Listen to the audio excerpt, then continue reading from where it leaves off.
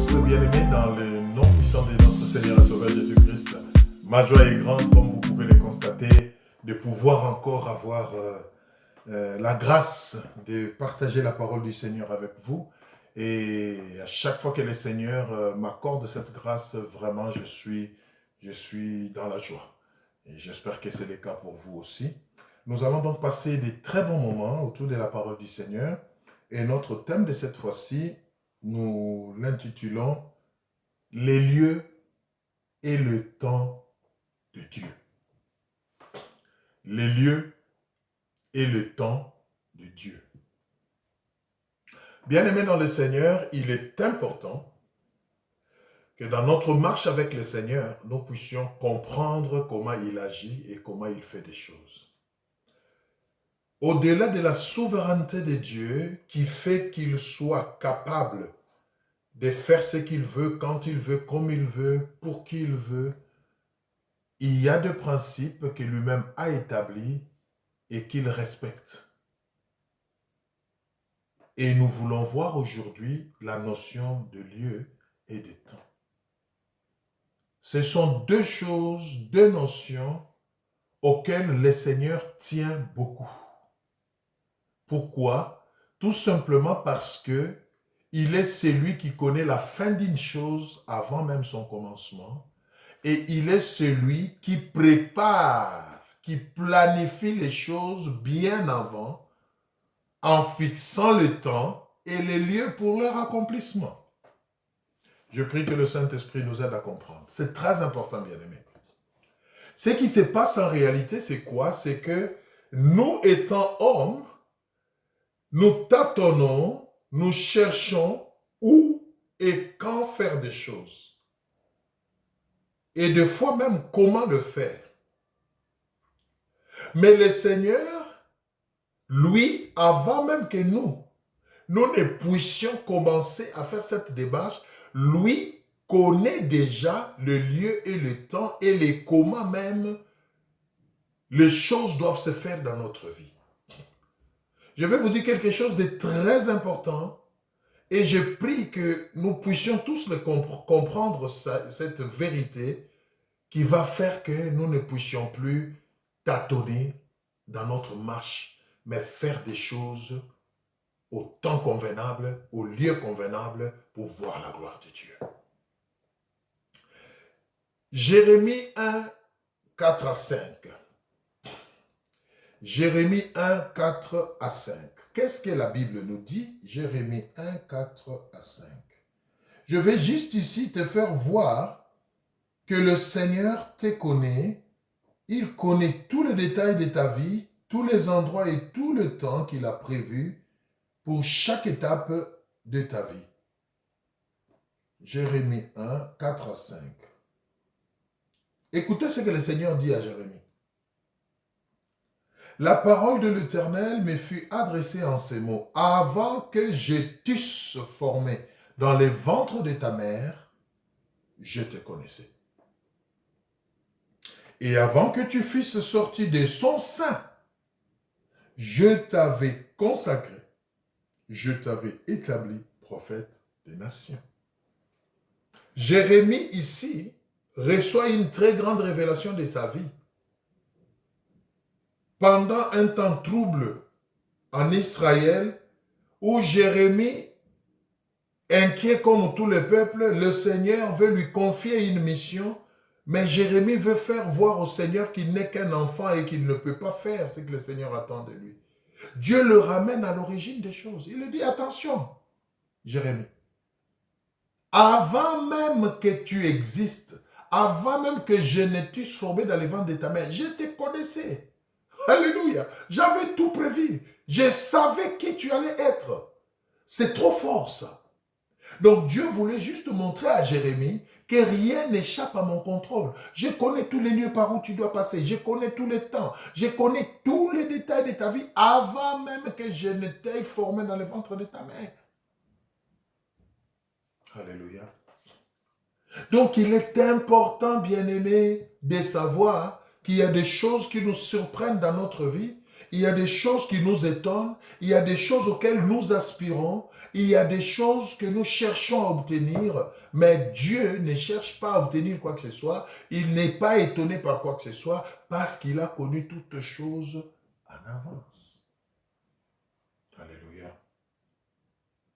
Et il est important alors que nous puissions nous associer à lui pour qu'il puisse nous orienter pas à pas vers le lieu approprié et au temps convenable pour que nous puissions voir l'accomplissement de ses promesses. Voilà pourquoi il dit dans Jérémie 33:3, « Invoque-moi et je te répondrai. Je te révélerai des choses cachées que tu ne connais pas. » Alléluia. Des choses cachées que tu ne connais pas. C'est très important. Donc, les lieux et les temps sont deux paramètres que le Seigneur considère beaucoup pour l'accomplissement de ses promesses et pour l'exaucement de nos prières. C'est très important que vous sachiez. Et la question que nous voulons nous poser aujourd'hui, c'est celle de savoir, est-ce que nous sommes là où Dieu nous voit et au temps où Dieu nous voit? Parce que beaucoup de frustrations viennent quand? Beaucoup d'échecs viennent comment? Quand est-ce que nous sommes déçus, entre guillemets? C'est quand nous faisons des choses à notre manière. C'est quand nous nous lançons dans des choses au mauvais endroit, au mauvais moment. Et c'est normal que l'échec soit notre lot, parce que Dieu en qui nous avons placé notre confiance ne peut être pas en ces lieux-là, ou n'est peut-être pas encore en ces temps-là. Vous comprenez? C'est très important. À chaque jour qui passe, en votre qualité d'enfant de Dieu, rassurez-vous que vous êtes là où Dieu vous voit, au temps où Dieu vous voit, et en train de faire ce que Dieu attend de vous. C'est très important. Et quand vous avez un doute par rapport à ça, n'hésitez pas d'appliquer Jérémie 33:3. N'hésitez pas de rentrer à ses pieds pour lui dire, Seigneur, est-ce que tu me vois en ces lieux ou pas?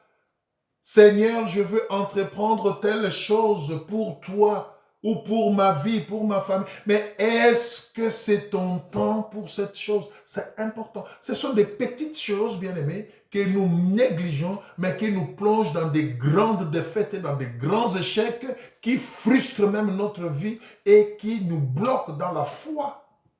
Alléluia. Tout simplement parce que nous voulons deux fois mettre la charrue devant le bœuf, nous voulons deux fois dévancer le Seigneur. Non. Dieu a tout planifié. La Bible dit, il est celui qui fait toutes choses merveilleuses en son temps.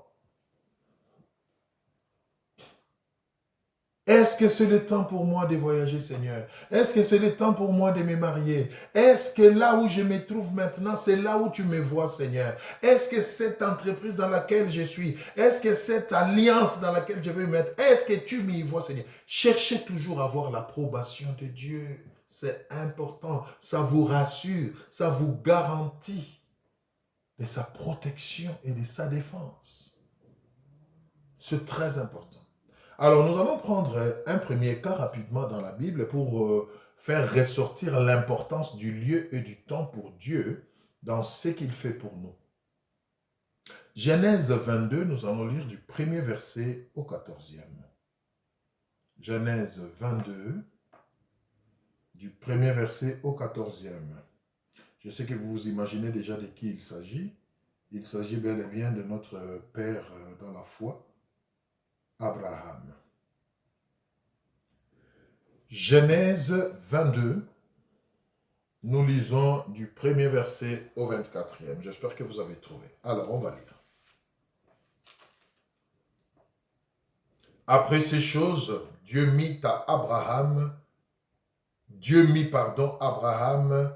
à l'épreuve et lui dit, Abraham, et il répondit, me voici. Dieu dit, prends ton fils, ton unique, celui que tu aimes, Isaac, va-t'en au pays des Morija, et là, offre-le en holocauste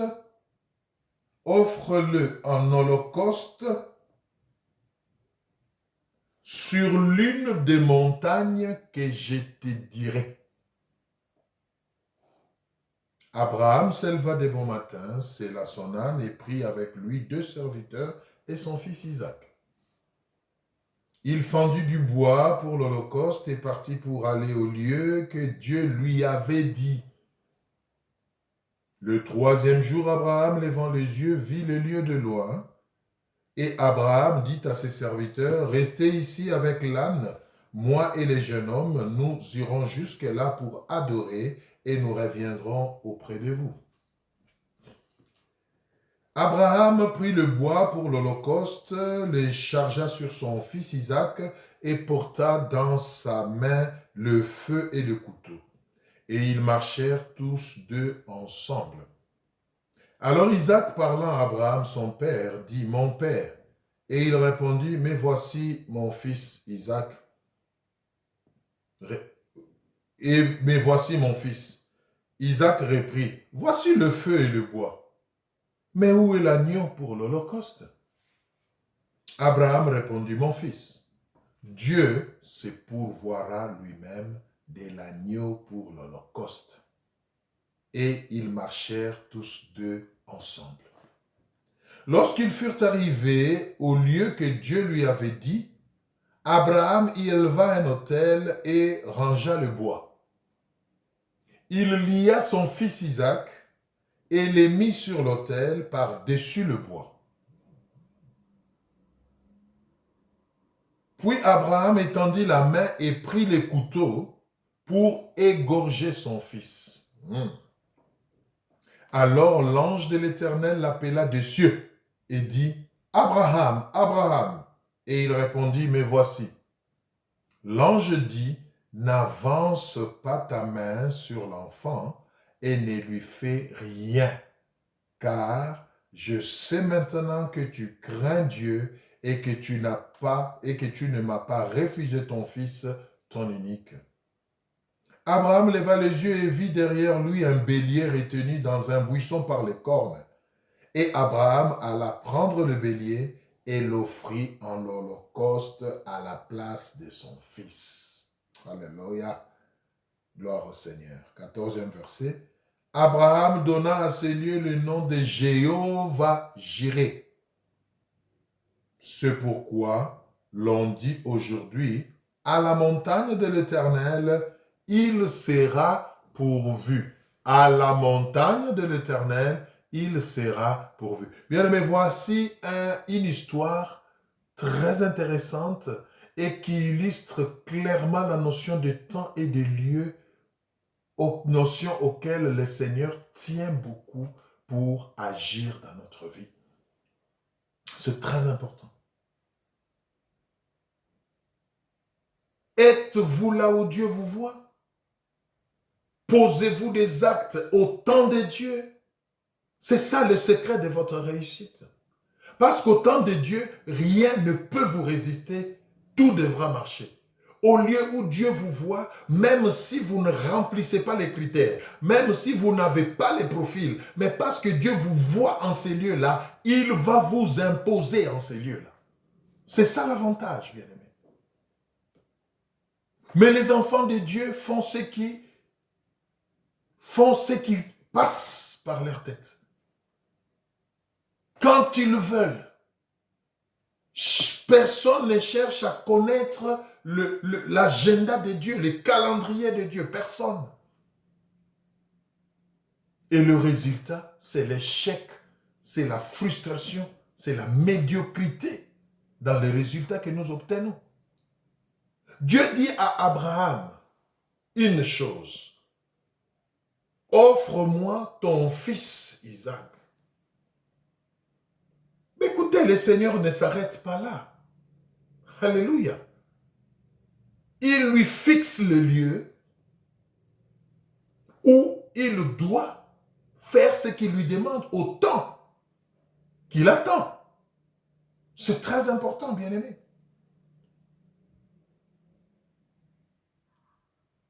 Abraham pouvait se dire, ce que le Seigneur me demande, au fait, c'est d'offrir Isaac. Donc, même derrière la maison, ou dans une pièce dans ma tente, je peux bien m'enfermer avec Isaac, je l'offre là-bas.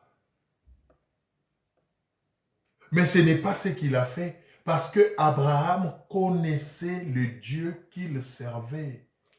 Il savait que Dieu tenait à des petits détails. Il savait que Dieu tenait à l'obéissance intégrale de ce qu'il demande.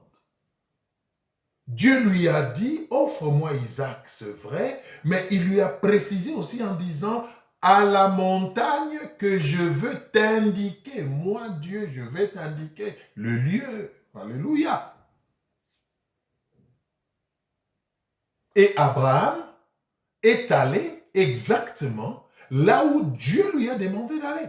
Il n'est pas allé à gauche, il n'est pas allé à droite, mais il est allé là où Dieu le voyait. C'est ça la notion de lieu. Alléluia. Pourquoi il devait nécessairement aller en ce lieu-là? Parce que c'est en ces lieux-là que Dieu avait pourvu à l'Holocauste. Parce qu'au fait, Dieu n'attendait pas qu'Abraham puisse tuer Isaac. Il voulait juste le prouver, comme la Bible nous le dit au premier verset. Il voulait voir jusqu'où Abraham pouvait aller avec son amour pour lui. Il n'avait qu'un seul enfant, son unique. Et Dieu le lui rappelle et dit, offre-moi ton enfant que tu aimes bien, ton unique. Et puis il l'appelle par son nom, Isaac, offre-le-moi. Dieu ne voulait pas. Mais il savait que là où il a indiqué, il y avait une solution de réchange. Alléluia. Imaginez-vous maintenant qu'Abraham se soit dit, écoutez, le lieu que Dieu a indiqué, c'est trop loin, ou écoutez, l'essentiel est que j'offre Isaac, je vais le faire là où moi je souhaite. Mais Isaac serait mort. Il n'aurait pas entendu la voix de l'ange pour lui dire, arrête, ne porte pas ta main sur l'enfant, non? Parce que l'ange l'attendait à la montagne. Le bélier de remplacement attendait à la montagne. Pas n'importe quelle montagne, mais la montagne que Dieu avait indiquée. Bon, s'il avait osé faire ça ailleurs, il n'aurait pas entendu la voix de l'ange, il n'aurait pas vu le bélier, donc Isaac serait tué. Voilà comment beaucoup ont tué leurs promesses. Voilà comment beaucoup ont détruit ce qu'ils devaient faire. Et pourtant venu de Dieu. Mais parce que la notion de temps et de lieu n'était pas respectée. Alléluia. Bien-aimé, c'est très important. Et j'aime la conclusion de ce passage. On dit, c'est pourquoi on dit qu'à la montagne de l'Éternel, il sera pourvu. Au lieu que Dieu a indiqué, il sera pourvu. Abraham lève la main pour égorger l'enfant. C'est alors que l'ange parle. Ne le fais pas. Retourne-toi, il y a un bélier. Il se retourne, il voit le bélier. Mais s'il était ailleurs, il n'allait pas entendre la voix, donc il n'allait pas se retourner, donc il n'allait pas voir le bélier, et il allait porter la main sur l'enfant. Et pourtant, ce n'est pas ce que Dieu voulait. Bien-aimé, voilà d'où viennent les échecs. Voilà d'où viennent les frustrations. Voilà d'où viennent des déceptions.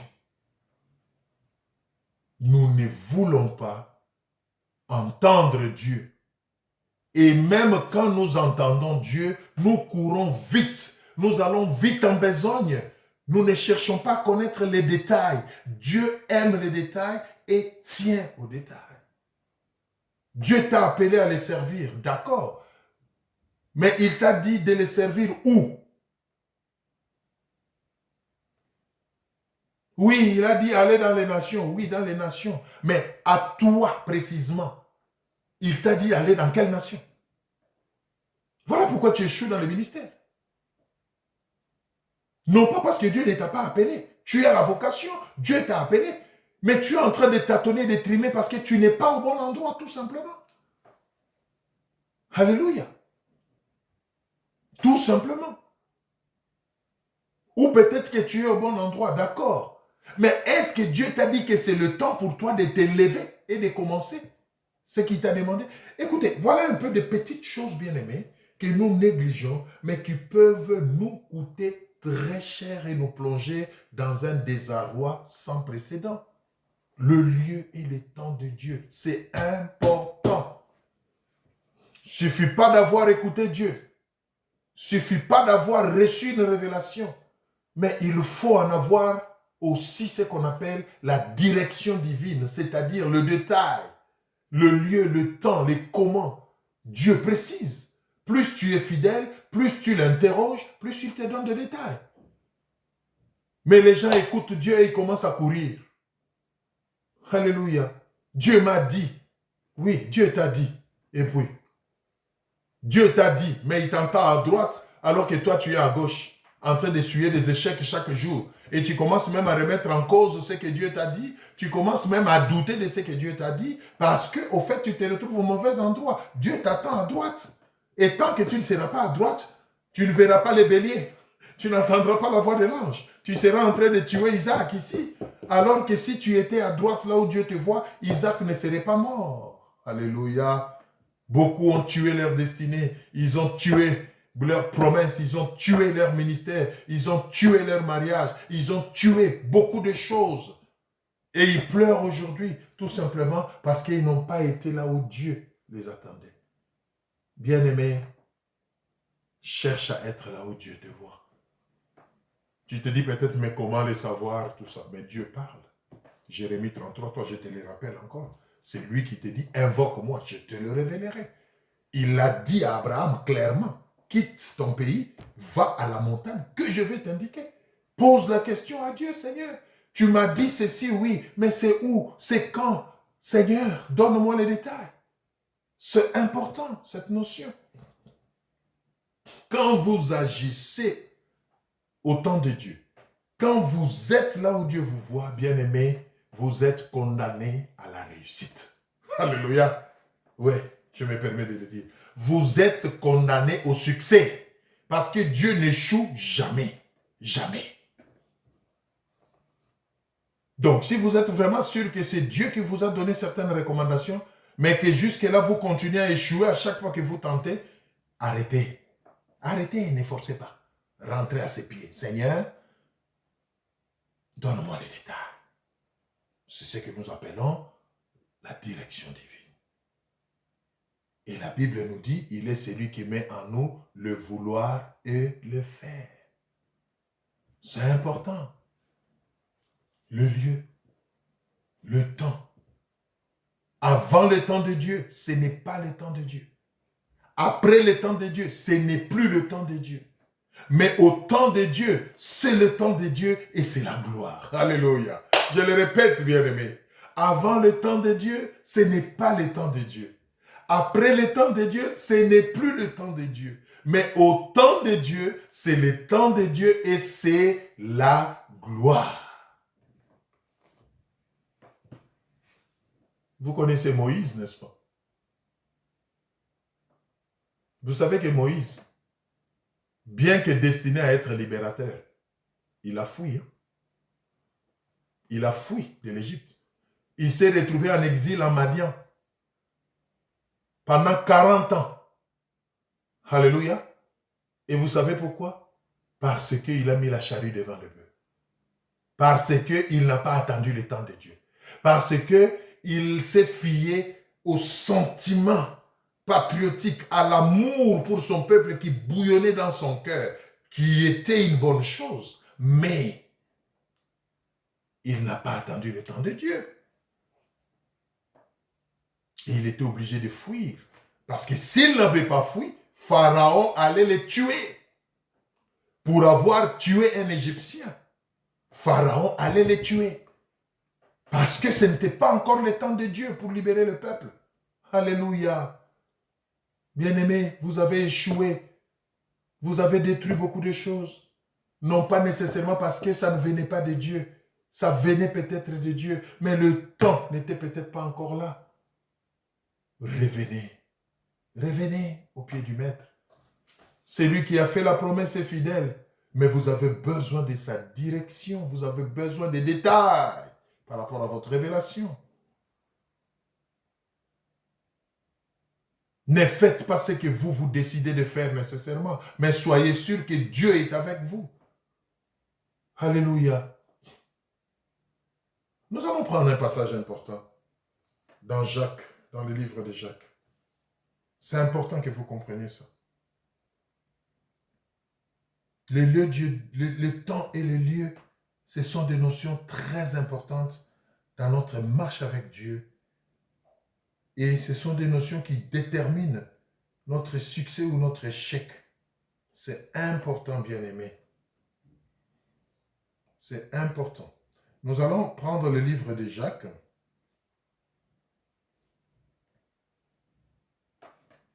Nous allons prendre le livre de Jacques. Jacques 4. Nous prenons le livre de Jacques 4 et nous lisons à partir du 13e verset. Écoutez très bien ce que Dieu dit. À vous maintenant qui dites, aujourd'hui ou demain nous irons dans telle ville. Nous y passerons une année, nous trafiquerons et nous gagnerons. Vous qui ne savez pas ce qui arrivera demain, car qu'est-ce que votre vie? Car qu'est-ce que votre vie? Vous êtes une vapeur qui paraît pour un peu de temps et qui ensuite disparaît. Vous devriez dire au contraire, si Dieu le veut, nous vivrons et nous ferons ceci ou cela. Voilà. Je veux voyager, je vais aller à tel endroit, je veux faire tel business, je vais m'associer à telle personne. Est-ce que vous connaissez ce qui est caché? Est-ce que vous connaissez l'avenir? Est-ce que vous savez? Vous avez à votre possession tous les paramètres? Non. Si Dieu le veut, Seigneur, je veux faire ceci, je veux faire cela, je veux voyager. Est-ce que tu me vois à cet endroit? Seigneur, est-ce que tu me vois faire telle chose? Bien-aimé, prenez le temps d'interroger Dieu sur les détails. Même quand une pensée vous passe par le cœur, vous monte dans le cœur, même quand vous voulez envie, bien-aimé, prenez le temps d'écouter Dieu, parce que Dieu connaît les tenants et les aboutissants de toutes choses, mais pas vous. Alléluia. Voilà pourquoi vous échouez. La Bible nous le dit. Nous irons dans telle ville, nous trafiquerons, nous ferons le business. Ah oui? Ah oui? Mais vous ne maîtrisez pas tout. Est-ce que Dieu vous voit faire ce business? Est-ce que Dieu vous voit à cet endroit-là? Est-ce que, même si Dieu vous voit à cet endroit, mais est-ce que c'est le temps de Dieu? Voilà des questions indispensables qu'il faut se poser et en avoir le cœur né avec le Seigneur avant de foncer avec assurance. C'est très important, bien-aimé. Le lieu et le temps de Dieu. Le lieu et le temps de Dieu. Nous allons prendre notre dernier passage pour terminer. Habakkuk 2, 1 à 3. Habakkuk 2, 1 à 3. Habakkuk 2, 1 à 3. Habakkuk 2, 1 à 3. La Bible dit ceci. Écoutez. J'étais à mon poste et je me tenais sur la tour. J'ai veillé pour voir ce que l'Éternel me dirait et ce que je répliquerai après ma plainte. L'Éternel m'adressa la parole et il dit, écris la prophétie, grave-la sur les tables afin qu'on la lise couramment, car c'est une prophétie dont le temps est déjà fixé. Elle marche vers son terme et elle ne mentira pas. Si elle tarde, attends-la, car elle s'accomplira certainement. certainement. Deux notions ressortent encore ici. Le lieu, le temps. J'étais où? J'étais à mon poste. Est-ce que tu es à ton poste? Est-ce que tu es en train de faire ce que Dieu attend de toi? Est-ce que tu es là où Dieu te voit? C'est important de s'assurer de cette question. Et deuxièmement, il dit, et Dieu m'adressa la parole, il dit, c'est une prophétie dont le temps est déjà fixé. Si elle traîne, attends-la. Bien-aimé, il y a des choses que Dieu t'a dit. Tu estimes que ça traîne et tout. Mais écoute, cela ne te donne pas droit de mettre la charrue devant le bœuf. Cela ne te donne pas droit de courir. Tu risques de donner l'occasion à l'ennemi. Le diable a tendance à dévancer Dieu dans ses promesses. Et si on n'a pas le discernement, on risque de croire que c'est Dieu, mais alors que ce n'est pas encore Dieu, c'est le diable qui a dévancé, qui vient pour voler cette bénédiction. Alléluia. Sois à ton poste et écoute Dieu et retiens bien le temps qu'il fixe. Beaucoup ont agi avant le temps de Dieu par impatience. Beaucoup ont fait des choses par pression des autres. Non, bien-aimé, il y a un temps que le Seigneur a fixé pour toutes choses. Ne fais pas les choses parce que tout le monde te demande de le faire. Ne fais pas des choses parce que tout le monde t'oblige à le faire. Ne fais pas des choses parce que tu estimes que ça a trop traîné. Non, mais fais des choses parce que tu sens dans ton cœur que Dieu est avec toi, Dieu t'agrée, c'est son temps et ça devra marcher. Tu dois avoir cette conviction intérieure. On n'agit pas avec Dieu dans certains domaines par des impulsions. Non, mais par conviction intérieure du Saint-Esprit. Même si elle attend, elle tarde, attends-la. Parce que le temps de son accomplissement a déjà été fixé. Moïse a voulu libérer Israël avant les temps fixés, mais il a fui. Et heureusement qu'il a fui parce qu'ici, il n'avait pas fui. Pharaon allait lui couper la tête. Alléluia. C'est important. Je vais terminer en vous rassurant d'une chose. Peu importe que le temps que cela va prendre, bien-aimé. Mais vous savez ce qui est merveilleux? Quand vous êtes au lieu de Dieu et au temps de Dieu, ce qui est merveilleux, c'est quoi? C'est-à-dire, c'est le Seigneur lui-même qui prend toute la responsabilité pour l'accomplissement. Alléluia. Et même s'il y a des obstacles, en son temps, c'est lui qui s'engage à raser tous les obstacles pour te frayer le chemin parce que sa volonté, ses desseins doivent s'accomplir. Tu fournis beaucoup d'efforts parce que tu n'es pas au temps de Dieu. Regardez quand le temps de Dieu était arrivé pour qu'Israël soit libéré de l'esclavage de Pharaon. Moïse ne s'y attendait même plus, mais c'est Dieu qui est venu vers lui. Alléluia. Quand le temps de Dieu arrive, c'est Dieu qui vient vers nous. Et quand il vient vers nous, il nous donne le détail. Il nous donne le déroulé des opérations.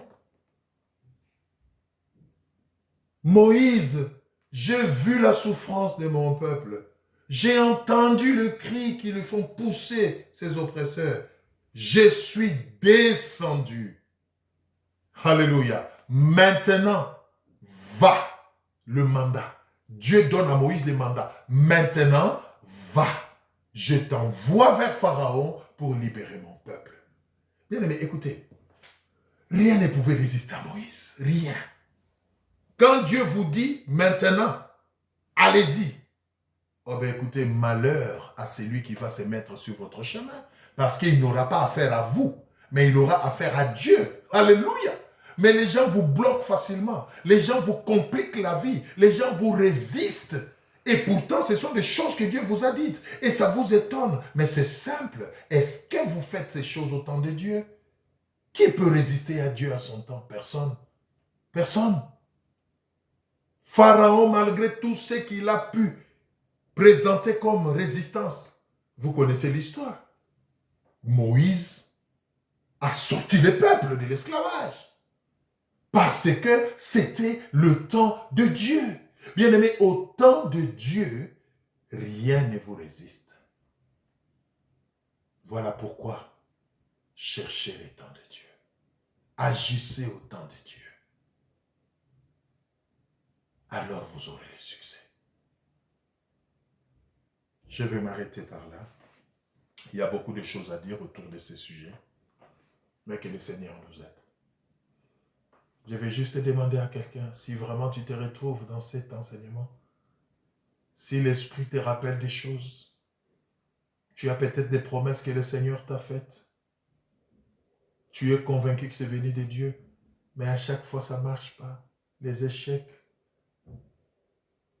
peut-être que tu n'as pas compris le temps de Dieu.